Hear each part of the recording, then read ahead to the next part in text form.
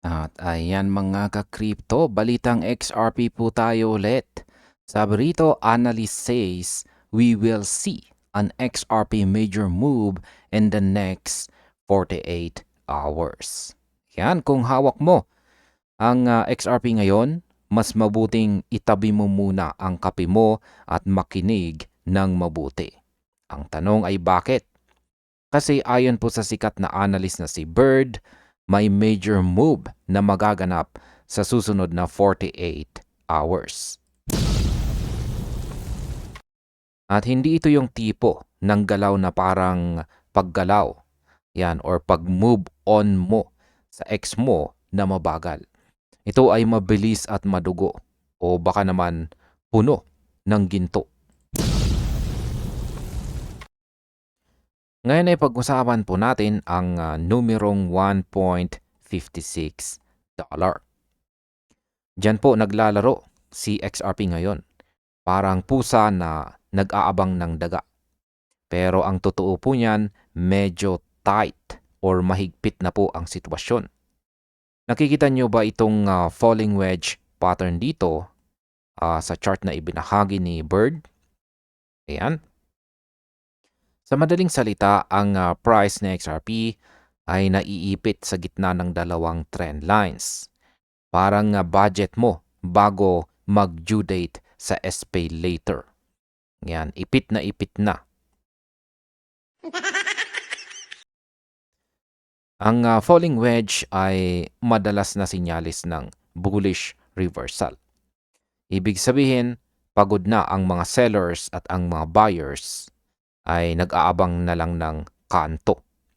Ang support natin ay matibay po sa $1.35. Hanggat hindi po yan nabubutas, buhay ang pangarap. Pero ang tunay na party ay magsisimula kapag nabasag natin ang $1.60 resistance. Kapag lumampas tayo dito, asahan po natin ang FOMO o yung mga taong huli na lagi sa balita na biglang magkakandara pa na bumili. Ngayon, ang sunod nating tanong ay bakit 48 hours? Kasi nasa dulo na tayo ng apex o yung dulo ng triangle dito sa chart. Ayan. Kapag ang presyo ay sumapit or nakarating sa dulo, wala na po siyang choice kundi pumutok, pataas o mahulog pababa. Sabi nga ni Bird dito, ang green arrow ay nakaturo sa itaas. Ayan. Kaya kung nag-aabang ka ng discount, yung $1.36 area, ang sinasabi ng mga smart investors na major buying opportunity. Huwag kang tutulog-tulog pa kapag gising mo na iwan ka na ng rocket ship. Ayan, ang masasabi ko naman po tungkol dito ay tandaan po natin. Dito po sa crypto, ang 48 hours ay parang isang dekada sa bilis ng pangyayari. Kaya maging handa po sa volatility. Hindi ito financial advice, pero ito ay financial warning. Ang market ay hindi po naghihintay sa mga nagdadalawang isip. Kaya abangan po natin ang breakout sa $1.60.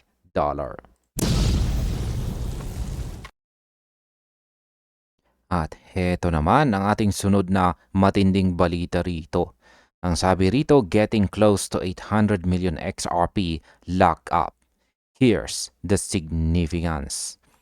Yan mga Lodi, may nagaganap na nakawan sa crypto market ngayon pero hindi po ito bad news. Halos 800 milyong XRP ang biglang nawala sa sirkulasyon sa loob lang ng 3 buwan. Parang kanin po sa buffet, mabilis na uubos pero ang kumukuha mga dambuhalang institution.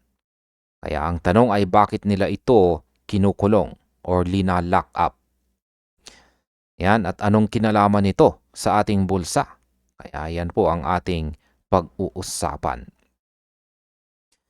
Ayon po sa report ni Chad Steingraber, yan, umabot na sa 797 million XRP ang nakalock up ngayon.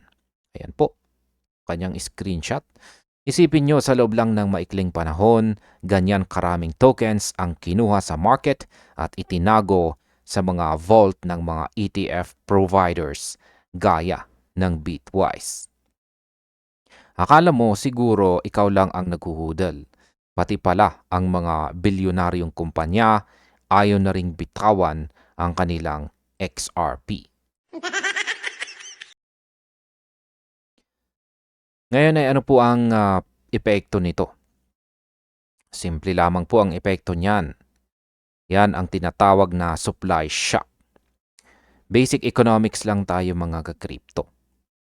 Yan kapag kakaunti po ang paninda pero ang daming gustong bumili, anong mangyayari sa presyo? Siyempre, lilipad. Ang Bitwise nga lang, nagpasok na ng $9 million na inflow. Ang trading volume, pumalo ng halos $19 million sa isang araw lamang. Sa madaling salita, masikip na po ang supply. Pero ang demand, parang traffic sa EDSA. Papalaki ng papalaki. Ngayon ay hindi lang ito basta-basta pagtatago ng coins. Ito ay sinyalis ng matinding tiwala ng mga big players. Kapag ang mga institution ang nag-lock up, hindi yan pang merienda lang. Pang long term yan. Habang nababawasan ang XRP na pwedeng i-trade sa mga exchanges, mas nagiging sensitibo ang presyo sa bawat buy order. Isang malaking pitik lang ng demand, posibleng mag-trigger ito ng bullish phase na matagal na nating hinihintay. Yan, ang masasabi ko naman po rito ay kung ikaw ay isang XRP holder, huwag ka pong kukurap. Ang 800 million XRP lockup na ito ay hindi lang numero. Ito ay mitsa ng posibleng pagsabog ng presyo. Strategy po nila ito para patigasin ang market. Kaya ang tanong, handa ka na ba sa supply shock? O baka naman naibenta mo na bago pa mangyari ang totoong party?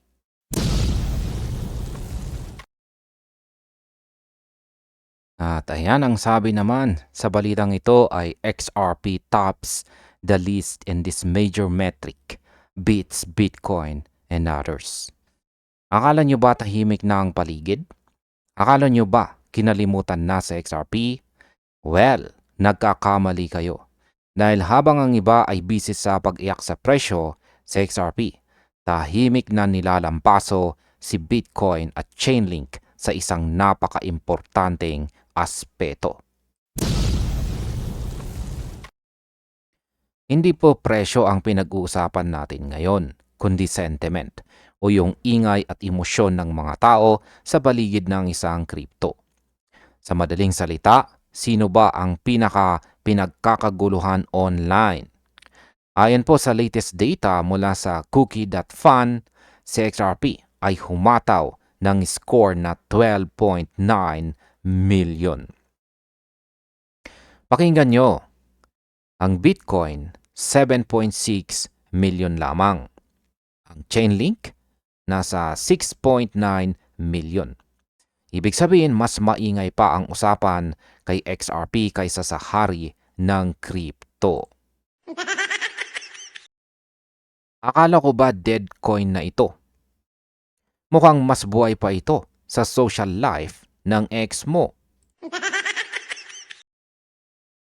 Ngayon ay ito po ang sunod na tanong. Bakit ba ito mahalaga? Simple lamang po mga ka-crypto.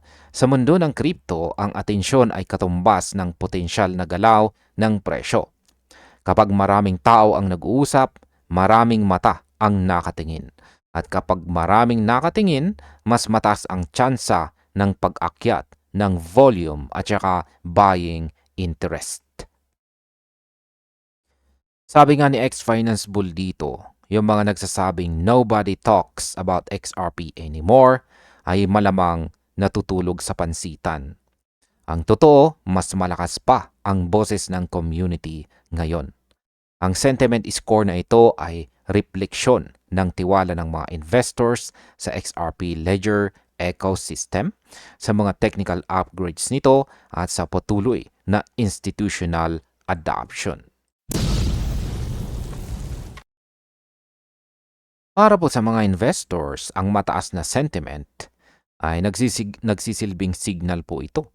Kapag ganito kataas ang engagement, ibig sabihin ay buhay na buhay ang kumpiyansa.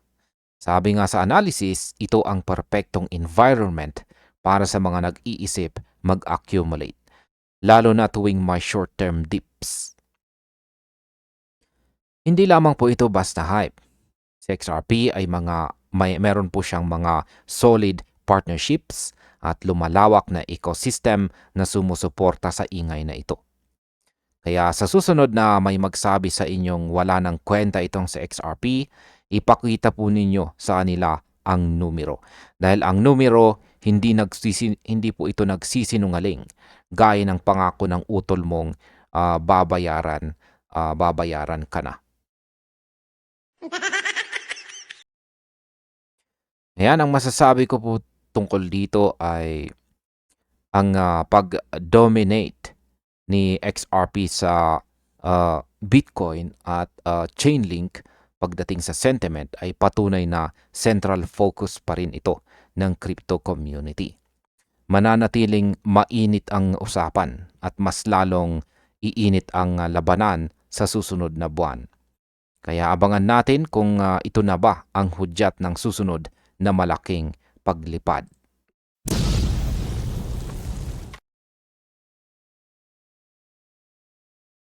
At ayan, sa balita naman na ito ay naglabas ng pahayag si Egrag Crypto kung saan ang sabi niya 2 scenarios that project XRP to $8 and $11. Yan, usapang pera at pasensya po tayo ngayon. Si Egrag Crypto, meron po siyang nilabas na dalawang roadmap para kay XRP. At hindi po ito galing sa hula-hula lang, kundi base po ito sa monthly Fibonacci extension. Ang tanong, handa ka na bang maging milyonaryo o handa ka bang kabahan? Pag-usapan po natin ang unang scenario. Ito yung tinatawag nating the hard way. Dito ang support level ni XRP ay nasa 0.60. Medyo masakit sa banks kasi kailangan mong tiisin ang volatility. Sabi ni Egrag, ito yung linyang paulit-ulit ng tinitest simula pa noong 2016. Pero heto ang matindi.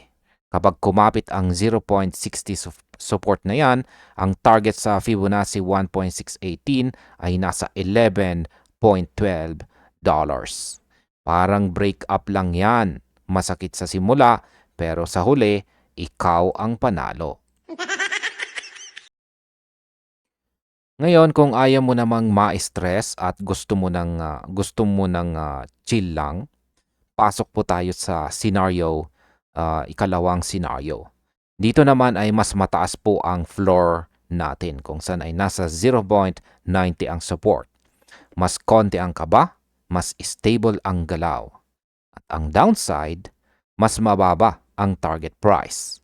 Ang projection dito ay aabot lang ng $8.64. Hindi na masama, di ba? Pambili na rin yan ng isla o kahit man lang ng maraming bigas para sa inyong buong barangay. Ngayon ay ano ang pinagkaiba? Sa unang scenario, tinetest po ang conviction o yung tibay ng dibdib mo bilang investor. Mas malalim ang bagsak pero mas mataas ang lipad. Sa ikalawang senaryo naman, mas marami po ang sasakay kasi perceived safety ang laro rito. Pero tandaan natin, sa crypto, madalas yung mga matatapang ang nakakakuha ng pinakamalaking slice ng pizza. Yan ang masasabi ko po rito ay ang parehong scenario ay bullish pa rin kay XRP. Ang kailangan lamang po nating gawin ay tingnan ang ating portfolio at itanong sa ating sarili. Kaya ba natin ang 0.60 para sa $11? O kontento na tayo sa 0.90 para sa $8? Isang paalala, hindi po ito financial advice dahil ang tunay na Lodi ay laging gumagawa ng sariling research.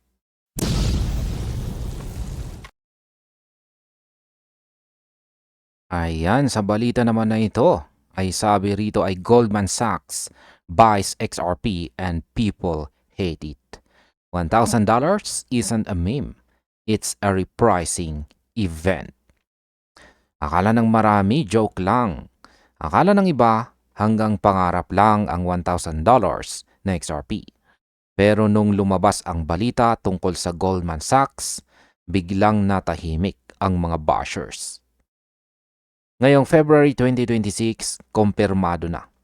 Ang isa sa pinakamalaking investment bank sa mundo ay may hawak na bilyong-bilyong dolyar sa crypto. At kasama po dyan itong sa XRP.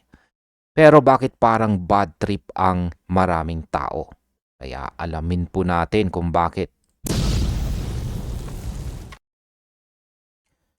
Ngayon ay hatiin po natin ang $2.36 billion crypto portfolio ng Goldman Sachs.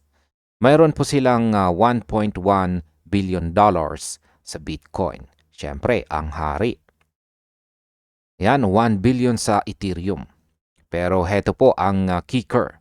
May $153 million silang XRP at $108 million sa Solana. Isipin mo, yung asset na tinatawag ng iba na dead coin, mas malaki pa ang allocation ng Goldman Sachs kaysa sa paborito nilang Solana. 6% ng total holdings nila ay XRP. Hindi po yan barya-barya. Strategic move po yan. Sabi nga ng crypto commentator dito na si Saif, ang hatred o galit ng tao kay XRP ay isang magandang sinyales. At ang tanong ay bakit? Kasi ang mga asset na walang kwenta, hindi po talaga pinapansin. Yan, ini-ignore lang. Pero ang asset na banta sa lumang sistema, yan ang inaatake. Sabi nga sa video ni Saif dito, may mga analyst pa na nagsabing ayaw nila kay XRP pero no choice sila kundi kilalanin ito dahil sa kanyang utility. Parang ex mo lang yan, galit ka pero stalker ka pa rin kasi alam mong may value siya. Ngayon ay dito naman po tayo sa main event. Sinasabi ng mga eksperto na si XRP ay hindi lang speculative asset. Ito po ay infrastructure. Kapag ang utility nito sa global liquidity ay nag-scale na, hindi lang ito pump and dump. Papasok tayo sa tinatawag na repricing event at ang target price ay ang $1,000. Mukhang suntok sa buwan? Siguro. Pero nung 2010, mukha ring joke ang $1,000 ni Bitcoin. Ang pagkakaiba, si XRP ay idinisenyo para sa bilyong-bilyong dolyar na cross-border transactions. Ngayon, ang masasabi ko naman po rito ay ang pagpasok ng Goldman Sachs. Yan ay pagkilala na si XRP ay hindi po mawawala. Habang ang iba ay busy po sa pag-hate, ang mga institution ay busy sa pag-accumulate. Sa mundo ng finance, ang huling tumatawa ay yung may hawak ng tamang assets. Tandaan po natin, sa crypto, ang impormasyon ay pera. At ayan, narito na po ang ating panghuling balita sa video na ito. Sabi rito, XRP rallies 2,000% against this national currency. Grabe ito. Kung akala nyo ay pagong gumalaw sa XRP, nagkakamali kayo.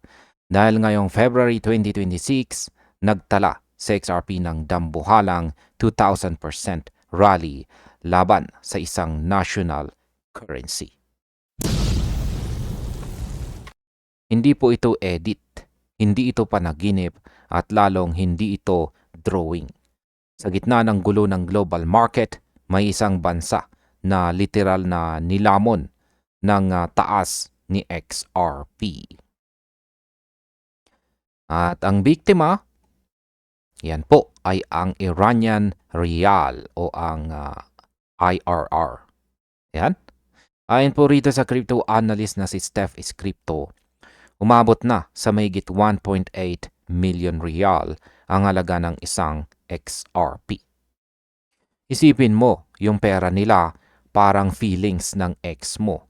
Pababa ng pababa, habang sa XRP naman parang presyo ng bilihin sa Pinas. Pataas ng pataas. Sa unofficial market, ang $1 ay mahigit 1.4 million rial na. Kaya sa XRP, boom, record-breaking monthly gain ang kinalabasan. Ngayon ay bakit nga ba nangyari ito? Simple lamang po mga ka-crypto. Ang rial ay hirap na dahil sa high inflation, sanctions at kawalan ng foreign reserves. Kumbaga sa laro, naka-hard mode ang kanilang ekonomiya. Pero si XRP, mula noong 2024 na parang natutulog lang, biglang nag-super saiyan noong 2025. At ngayong 2026, sinunog na ang chart. Ang latest candle po sa chart ay sobrang haba, parang pila sa libreng ayuda.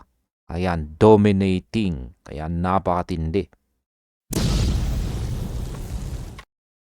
Pinatunayan lang nito na si XRP ay hindi lamang po basta digital coin. Sa mga bansang bagsak ang local currency, nagiging store of value ang crypto.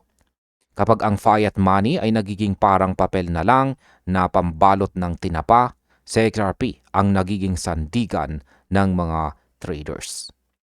Mabilis ang liquidity, malakas ang demand at handang sumagot sa bagsak na ekonomiya. Sabi nga, liquidity is king at sa Iran, ang XRP ang nakaupo sa trono ngayon. Yan mga ka-crypto, ang tanong po ay ito na ba ang simula ng dominance ng XRP sa buong mundo o swerte lang dahil sa inflation ng iba? Isang bagay lamang po ang sigurado. Sa 2,000% na yan, siguradong may mga XRP holders na nakabili na ng sarili nilang isla sa panaginip. At ayan mga ka-crypto, hanggang dito na lamang po tayo sa video na ito. Maraming salamat sa panonood.